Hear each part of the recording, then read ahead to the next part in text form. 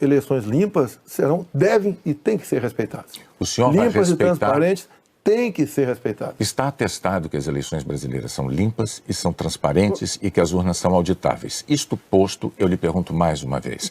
O senhor vai assumir um compromisso diante de milhões de brasileiros de respeitar o resultado das urnas e estimular os seus seguidores a fazer o mesmo, candidato? Serão respeitados os resultados das urnas desde que as eleições sejam limpas e transparentes.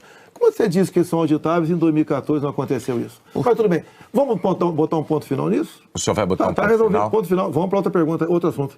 Então, vamos respeitar os nós temos uma declaração importante do candidato Bolsonaro assumindo publicamente o respeito ao resultado das urnas de outubro.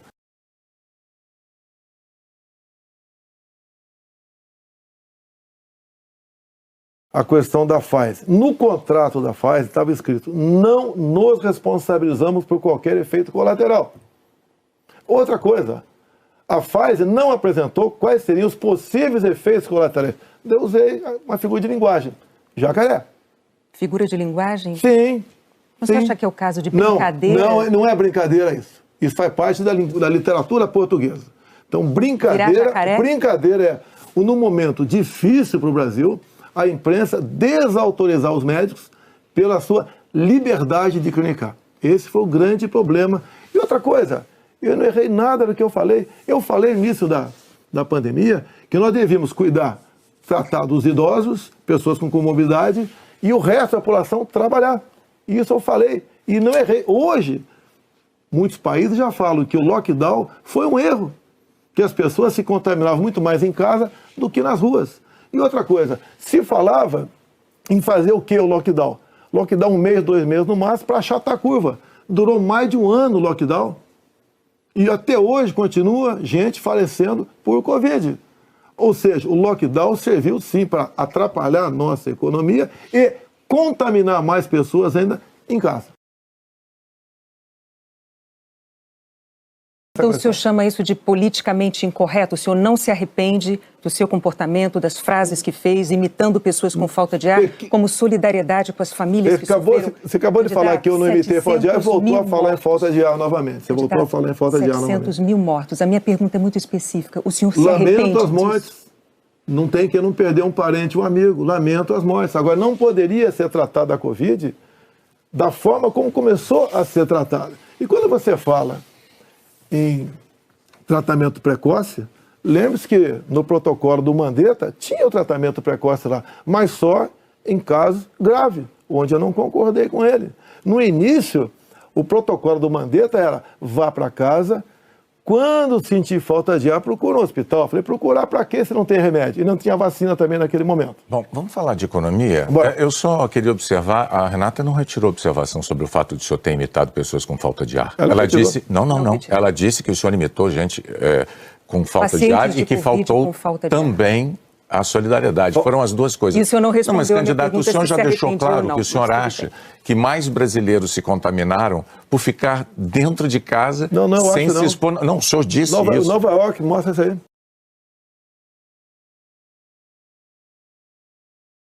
Por que eleitores como aquele, que se sentem traídos pelo senhor, acreditariam nas suas promessas de agora?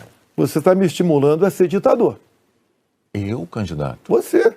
Porque o Centrão são mais ou menos 300 parlamentares. Se eu deixar de lado, eu vou governar com quem? Não vou governar com o parlamento. Então você está me estimulando a ser um ditador. São 513 deputados. 300 são de partidos de centro, pejorativamente chamados de Centrão. O lado de lá, os 200 que sobram, é o pessoal do PT, PCdoB, PSOL, Rede. Não dá para você conversar com eles. Até eles não teriam número suficiente para aprovar sequer um projeto de lei comum.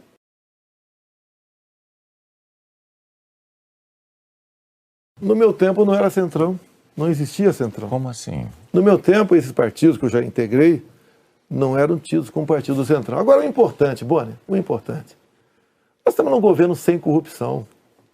Eu indiquei ministros pelo critério técnico. Eu não aceitei pressões de lugar nenhum para escalar ministros. Qual governo teria o ministro padrão Tarcísio de Freitas na infraestrutura? Padrão Marcos Pontes na ciência e tecnologia? Padrão a Tereza Cristina na agricultura. Padrão Gilson Machado no turismo. Uma pessoa desconhecida até chegar no meu governo. Padrão Onyx Lorenzoni, que eu considero como um coringa meu. Padrão Braga Neto, que esteve na defesa. Ou seja, padrão Salles, uma pessoa excepcional. Padrão atualmente, ministro Juca, do Meio Ambiente. Então essas pessoas é que deram um impulsionamento ao governo. Estamos governando com competência e sem corrupção, porque não tem indicação política para esse ministério.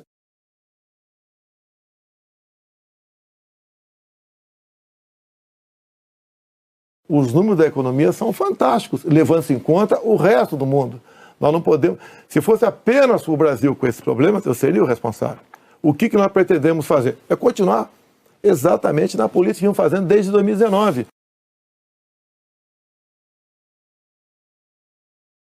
Primeiramente, quem me acusou de interferência na PF foi o ex-ministro Sérgio Moro. Falou que a prova da interferência estava numa sessão reservada nossa. Bem, eu não queria, a sessão foi gravada, eu não tinha obrigação de entregar a fita. O senhor teve 4 diretores gerais da Polícia Federal e a cada mudança... Eu não tinha obrigação de entregar a fita. Entreguei a fita. Foi revelado, até com muitos palavrões, na reunião de ministros. Não acharam nada. O que acontece? Eu, quando entrego o ministério para alguém, eu dou o ministério para aquela pessoa agir. Tá? A Polícia Federal, com a saída do Sérgio Moro, melhorou e muito na apreensão de drogas, na apreensão de numerários, tá? Em operações, melhorou muito.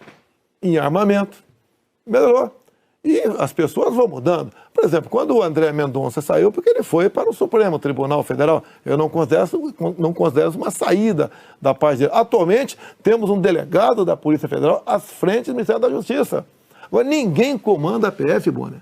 Se pudesse comandar, o Lula teria comandado, a Dilma, o Temer, seja lá quem for. Ninguém consegue comandar a Polícia Federal dessa forma como você está falando aí.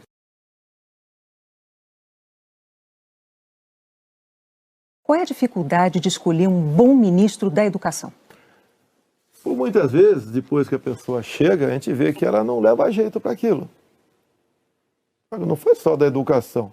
Ele teve acusação. Ele teve morte de prisão. Ele foi preso, inclusive. Agora, conseguiu o habeas corpus logo em seguida. Agora, fiquei sabendo depois, né, que o Ministério Público do DF foi contra a prisão dele. Agora, veja só... Foi contra a prisão dele. Por quê? Não tinha nada contra ele. Se tiver hoje em dia, é outra história.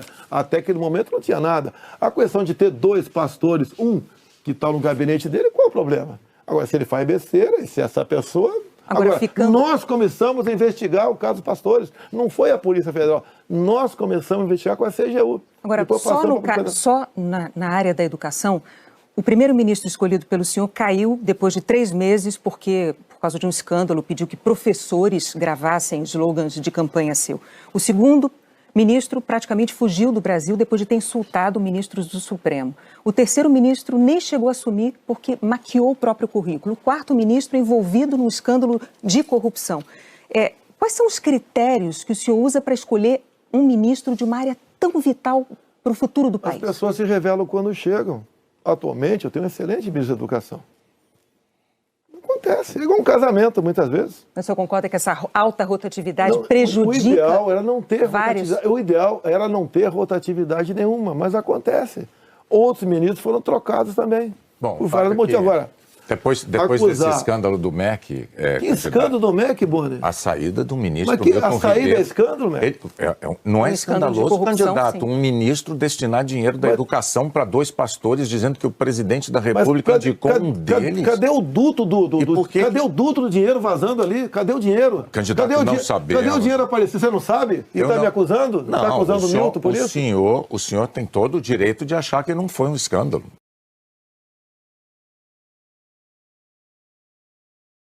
O que eu tenho a falar para a população brasileira? Peguei o Brasil numa situação crítica, na questão ética, moral e econômica.